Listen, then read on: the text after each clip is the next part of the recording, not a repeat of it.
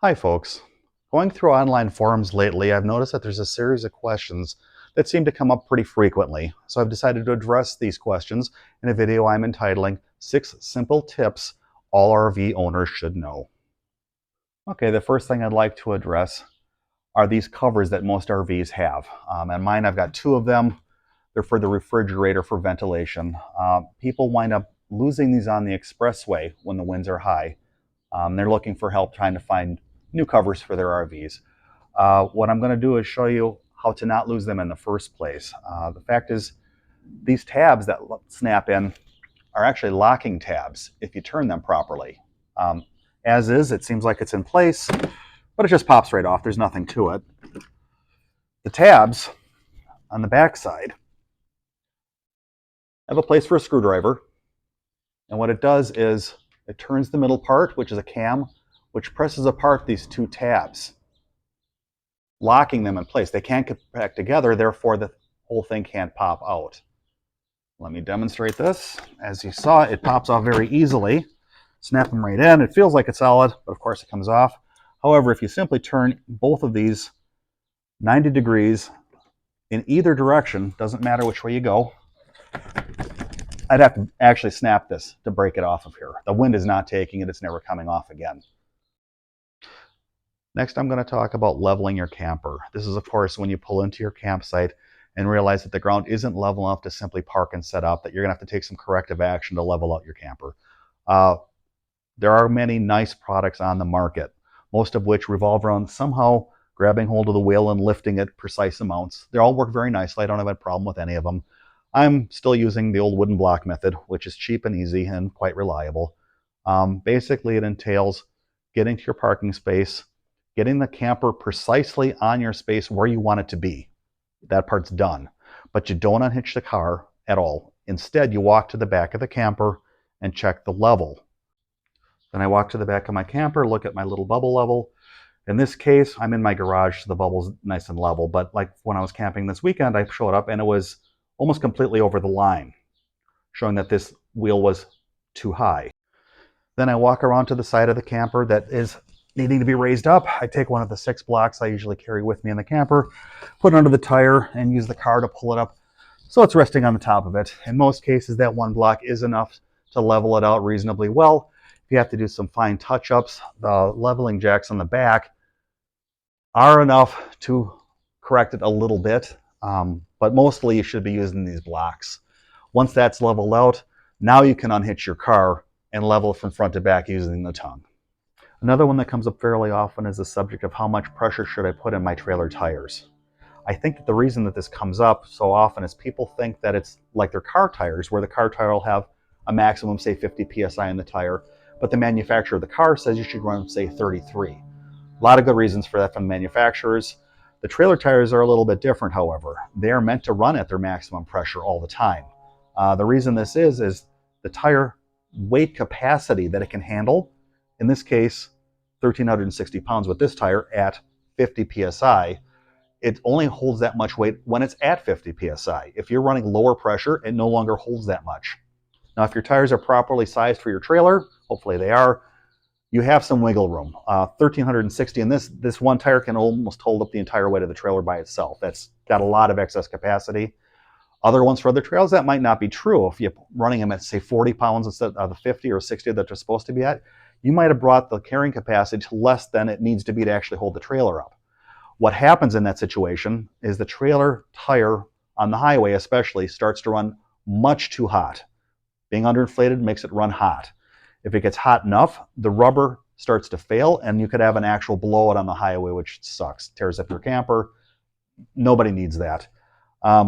So basically, in summary, whatever the maximum tire pressure is supposed to be on your tire is what you should be running.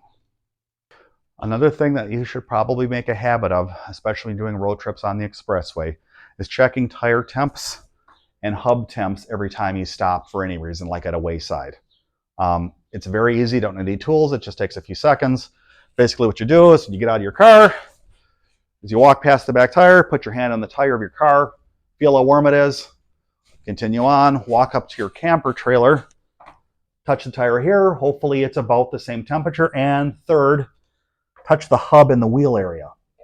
and do it on both sides. The reason you're doing this, if you're having loss of tire pressure or bearings going bad or brakes going bad on your camper, they're going to get hot. A low tire is going to be much hotter than what's on the car, and there's a good chance there's something wrong.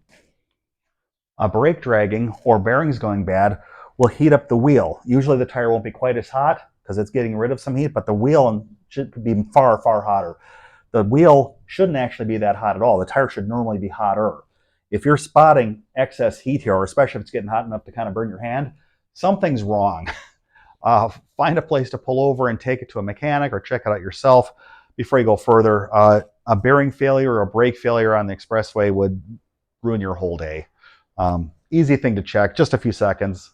Just make it a habit. This tip comes apart because of a problem I had this summer myself. I was having a problem with the brakes. Apply the brakes and release, and the brakes on the trailer would not release for a couple of seconds later. And when they did release, it was a real sudden jarring shutter off. I thought I was having some problem with the actual brakes on the camper, possibly the wiring. I was close. It actually turned out in the end to be the connector itself. Apparently because this spent so many years sitting outside, being in 2014, the connector itself had corroded pretty noticeably. It was pretty black and fuzzy and all kinds of issues. The solution, fortunately, is very quick and very easy. All you really need to do is take a kitchen glass, fill it about yay high with white vinegar, dump in about a teaspoon of salt, mix it all up, take your connector, plunk it in, hold it for 5 minutes, pull it out. In my case, I still had some stuff on there, so I took a soft pipe cleaner. You don't want anything sharp or abrasive, just to agitate it. Dumped it in for another 5, pulled it out. Wow, it's nice and shiny. At this point, you take away the first glass, you come with a second glass that's got water in it with some baking soda. Just a quick dunk in that, and the purpose of that is to neutralize the acid of the initial dunk. Pull it off from that, took a third glass, just plain water, because now I want to get rid of all the acid and all the alkali completely. Switched it around really good. Everything's nice and clean, is nice and shiny. Allowed it to dry. The last step is the only thing that cost anything. I had to buy some dielectric grease. This is a kind of grease that's specifically for electronic components and connectors to prevent corrosion. You can get it at any auto store. Comes a little tube, about $8, which sounds like a lot, but you barely use any. That's going to be probably a lifetime supply for me. Just gently apply. I used a Q-tip, push it all in, and I probably won't have any problems with this for a long time.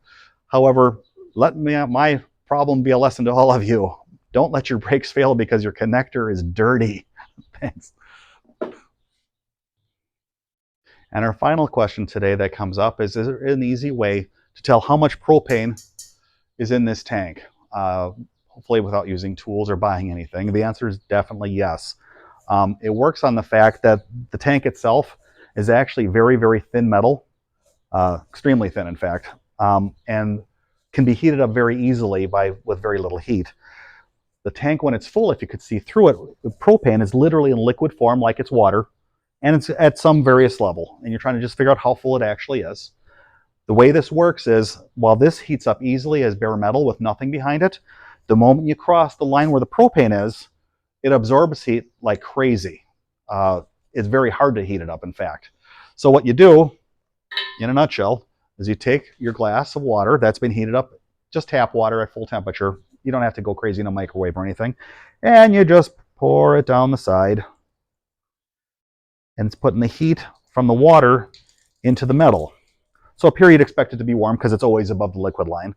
But as I'm going down, down, down, it's still warm, still warm, still warm, still warm. Oh, suddenly becomes cold. My liquid level is here, so I am roughly, in my case, 2/3 full right now. Can't be much easier than that. Hope this all helped people.